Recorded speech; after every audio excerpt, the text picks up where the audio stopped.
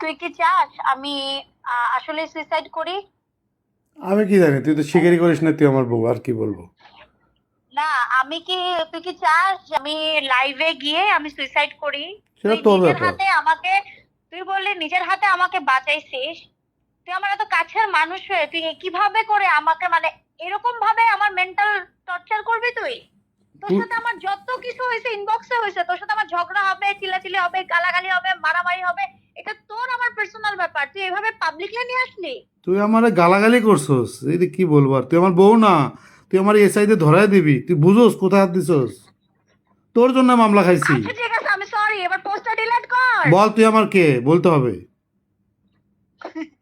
আচ্ছা, আমি তোর কলিজা, তোর বন্ধু, তোর বউ, তোর কি লাগে গুড্ডা সব, এবার তুই পোস্টটা ডিলিট কর। না না, স্বীকার করতে হবে তুই আমার বউ কি না।